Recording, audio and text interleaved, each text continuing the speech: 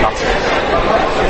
On va commencer. Bismillah, walhamdulillah, wa salatu wa salamu ala rasulillah, wa ala alihi wa sahbihi wa man walah ila yawmiddin wa ba'd.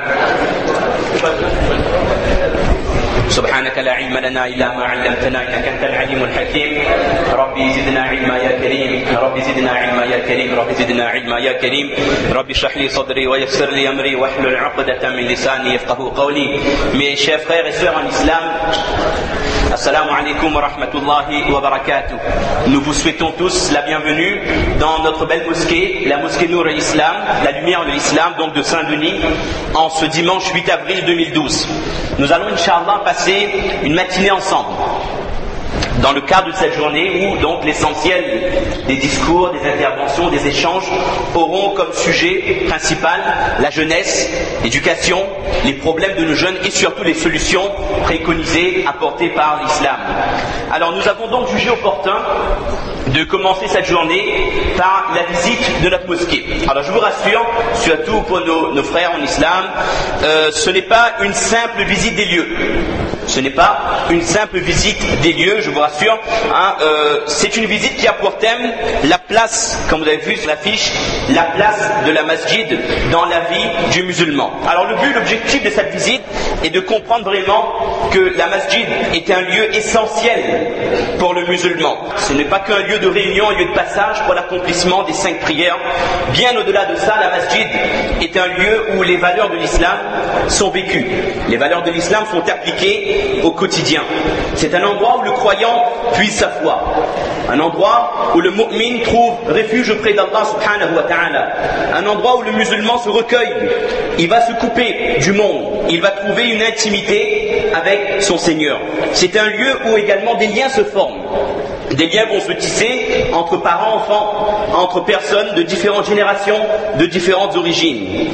Et cette visite, elle est d'autant plus intéressante pour nos mères et sœurs qui peut-être, pour certaines, viennent pour la première fois dans une masjid à Saint-Denis ou alors même à La Réunion. C'est l'occasion de voir c'est quoi un lieu de culte où le mari, les tontons, les papas, les enfants, les neveux viennent régulièrement pour l'accomplissement des prières.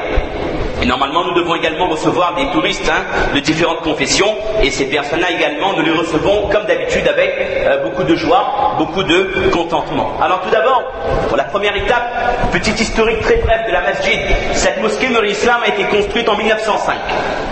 Elle est donc centenaire, donc par la première génération de musulmans arrivés à La Réunion de l'Inde, de la région du Gujarat. Il faut savoir que les premiers musulmans sont arrivés en 1872 à l'île de La Réunion.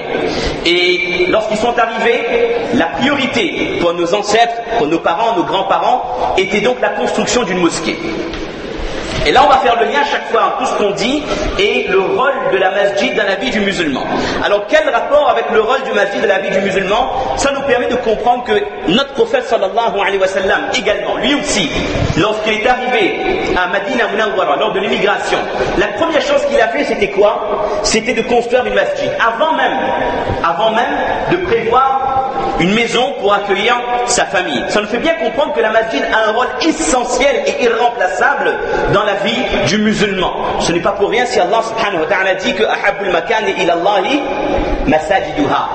Les endroits les plus aimés et les plus appréciés par Allah subhanahu wa ta'ala sur la terre, ce sont les mosquées. Alors, on va commencer par le tableau. Quand on entre dans une mosquée, quelles que soient les mosquées, de la Réunion, de la métropole, quelles que soient les régions, il y a toujours un tableau qui est de ce côté, avec affiché des phrases, des mots, des chiffres et surtout des horaires.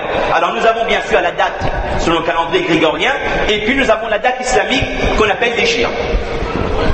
Alors la question qu'on peut se poser, ou je peux poser, à quoi correspond l'an 0 chez les musulmans?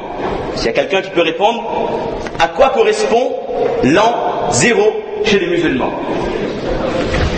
Chez nos amis chrétiens, l'an 0 c'est la naissance de Jésus-Christ, on est tous d'accord. Chez les musulmans, on va demander au frère qui est assis là, à quoi correspond l'an 0? Attention, tu vas perdre le premier tawaf déjà là. L'Hijra. Et c'est quoi l'Hijra? C'est lorsque le prophète sallallahu alayhi wa sallam a quitté Makkah pour aller s'installer à Madina. Cet événement est tellement important que c'est à partir de ce moment-là qu'on a décidé que c'est l'an 0, que le calendrier musulman islamique a commencé. Alors on a dit que sur un tableau, le Peut-être que nos sœurs peuvent avancer un petit peu. Hein. Il ne faudrait pas qu'il y en a qui restent à l'extérieur, ils ne vont pas vraiment entendre. Donc nous on va continuer. Vous avez vu que sur le tableau, il y a les horaires pour les salats, pour les prières. Et remarquez que pour chaque prière, Allah subhanahu wa ta'ala a accordé aux musulmans une plage horaire donc très large. On a la possibilité d'accomplir une prière dans un espace en général de 2 heures, voire parfois 3 heures. Et on prendra comme exemple uniquement la salat de Dhuhr. La prière de Dhuhr qui se fait à 13h15, en vérité, on aurait pu l'accomplir dès 12h30. Là aussi, on voit une sagesse qu'il y a dans notre religion. C'est qu'Allah Azza wa Jalla nous donne la possibilité d'adapter notre vie du dunya avec l'accomplissement des 5 piliers et plus généralement l'accomplissement, la mise en pratique de la religion. Ce qui fait qu'on a décidé donc de faire la salat du Dhuhr à cette heure-ci, à 13h15, pour permettre à chaque personne qui fréquente un masjid de travailler, de rentrer pour déjeuner et de venir à la masjid faire la salat et puis retourner au travail. Et ça, il y a une règle essentielle à retenir, c'est que la pratique de la religion n'est en aucun cas opposé à l'intégration au sein de la société. Je peux être médecin, je peux être avocat, je peux être enseignant et en même temps être un bon musulman. Ça c'est la rahmat d'Allah de ce din, que pour n'importe quelle action il y a des facilités, il y a possibilité de s'adapter, de combiner pratique de la religion avec nos occupations professionnelles. Et vous savez que la masjid, on va le voir, est un lieu essentiel pour l'accomplissement des prières, mais sachez également, chers frères et sœurs, que supposez qu'on est dans un endroit où il n'y a pas de mosquée, on est en pique-nique, on est en voyage, on a toujours la possibilité de faire la salat quel que soit l'endroit où on est. Et là également, ça nous fait comprendre que Allah Azza wa Jal ne regarde pas que la forme. Pour se prosterner, pour adorer Allah, pour se soumettre à Allah, il n'y a pas nécessité d'avoir un lieu de culte. On va voir pour le wudu également, même si on n'a pas d'eau, on peut faire le tayammum. L'essentiel, c'est que le musulman se prosterne 5 fois par jour devant Allah Azza wa Jal. Ça, c'est irremplaçable. Maintenant, les détails techniques comme l'existence d'une mosquée ou la présence de l'eau ou d'autres conditions qui sont parfois importantes, parfois moins importantes, tout ça on peut les mettre de côté. Le plus important, c'est qu'un musulman se soumet à Allah toute la journée, toute sa vie, et qu'il se prosterne devant Allah au moins 5 fois par jour. Également sur les tableaux du côté droit, on inscrit quand il y a des mariages, également quand il y a des maillettes, quand il y a des enterrements. Ça nous fait comprendre que la mosquée est également un lieu de vie. En plus d'être un lieu de culte, c'est un lieu de vie pour la communauté où on apprend, comme on a dit en introduction, à tisser des liens avec son prochain. Ainsi qu'une personne qui fréquente régulièrement la masjid, cette personne est absente pendant quelques jours, ben immédiatement on va s'enquérir de sa situation. Est-ce que la personne est malade? Est-ce qu'elle est à l'hôpital? Et on va avoir le réflexe de rendre visite à cette personne et d'essayer au maximum de porter assistance à cette personne. Alors que dans la société moderne, on habite parfois dans des immeubles, on a des voisins de palier, depuis 10 ans, 15 ans, on a un voisin, on ne connaît pas comment il s'appelle, il est peut-être mort depuis 3 jours dans sa maison, on ne connaît même pas. Malheureusement, il y a un tel individualisme qui s'est installé dans la société, et le fait de fréquenter la masjid, c'est subhanallah, c'est un lien, un rabtun, c'est un lien qu'Allah a mis qui permet à chaque musulman de se fréquenter et donc, comme on a dit, de garder la mahabba et la mawadda dans la ummah. Alors, l'étape suivante, on va avancer un peu au milieu. Ou alors je crains qu'il n'y ait pas assez de place au milieu. Le wuzu. Alors ça va être très rapide. On ne va pas expliquer. On a apparemment un public 100% de musulmans. Donc on va changer un peu le discours pour qu'on ne perde pas trop de temps. Le wuzu, tout simplement, c'est les ablutions qui permettent aux musulmans d'accomplir la salat. Et là également, le rôle du wuzu, en rapport avec la masjid de la vie du musulman, nous voyons qu'à travers le wuzu, comme à travers chaque action de l'islam, il y a toujours un côté apparent, le côté visible, le côté palpable, et puis il y a un côté plus profond, le côté plus spirituel. Concernant le wuzu, le côté apparent qui est accessible à tout le monde, c'est le fait de se purifier. Avec l'eau, on va enlever les traces de souillure, de transpiration bien sûr, pour se retrouver en congrégation dans un lieu public, dans un lieu commun. Ça c'est le wuzu en apparence. Mais mes chers frères et sœurs, le sens profond du wuzu est exceptionnel. Allah Azza wa Jalla a promis au prophète alayhi salatu wassalam que quand un musulman va faire ses ablutions, l'intégralité de ses péchés, Inch'Allah, sera effacée par l'eau qui va toucher chaque membre de son corps. Et là c'est une rahmat d'Allah subhanahu wa ta'ala que de permettre aux musulmans de voir ses péchés effacés uniquement en se lavant les membres extérieurs du corps pour l'accomplissement de la prière. Mais ça nous permet également de rebondir sur une question.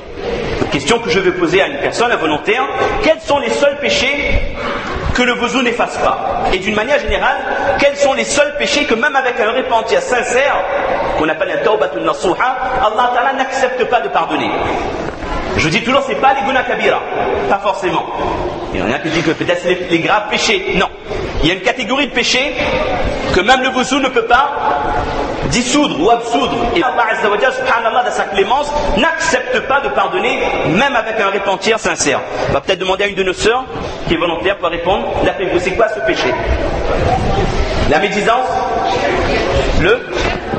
Le shirk. Ah non, là, le shirk, ça c'est un autre niveau. Non, on reste dans les péchés accessibles quand même. Le shirk, c'est après le shirk, il n'y a plus rien. Il n'y a plus de foi, il n'y a plus d'amal. La calomnie. Quoi d'autre? L'orgueil. Les péchés qu'Allah Azza wa Jalla ne pardonne pas, c'est quand un musulman fait du mal à son prochain.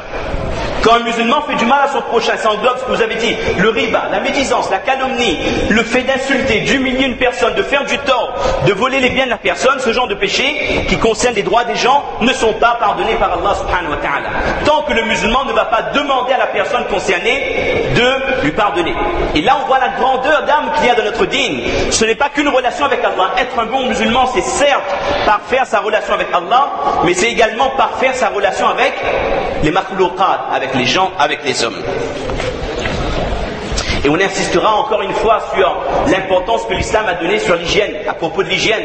Vous savez, les médecins disent de nos jours qu'il faut se laver les mains régulièrement pour enlever les microbes, les bactéries. Mais subhanallah, il y a 1500 années, le prophète alayhi salatu wassalam nous a enseigné qu'un musulman va se laver les mains au moins 15 fois par jour.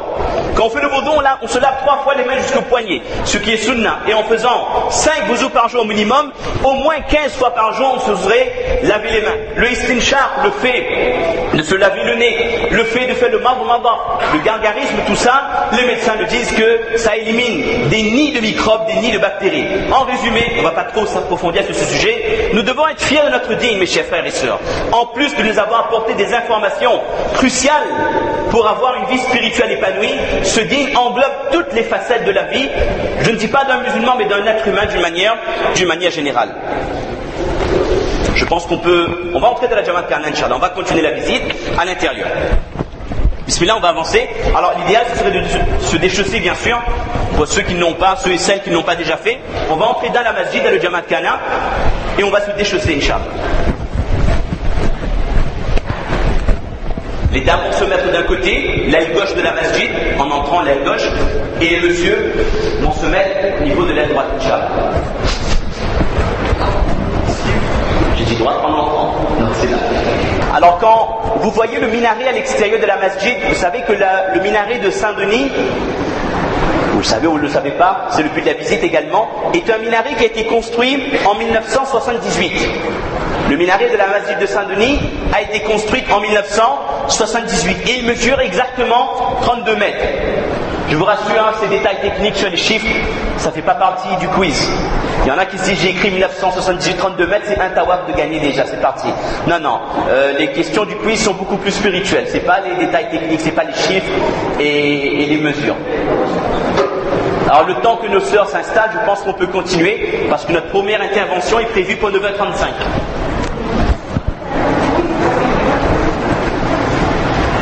Donc quand on voit une minaret, que ce soit la minaret de la masjid de Saint-Denis ou quel que soit la minaret, tout d'abord on sait c'est quoi le but d'un minaret. C'est de permettre au mu'adhin de lancer donc l'appel à la prière et que sa voix va porter le plus possible. Donc d'où l'intérêt de faire un minaret assez haut pour que la voix parvienne aux 4 coins du village, de la ville, du quartier. Mais vous savez mes chers frères et sœurs en islam, quand on évoque le minaret, on ne peut s'empêcher de penser à un homme exceptionnel. Quand on parle du nom de ce sahaba, c'est toujours synonyme de adhan. C'est qui cet homme, Cheikh Yahya? Hazrat Bilal, radiyallahu anhu.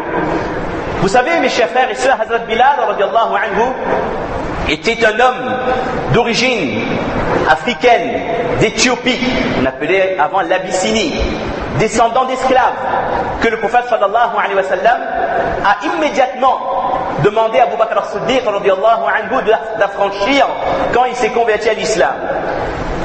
Bilal radiyallahu anhu n'était pas arabe, alors qu'à l'époque de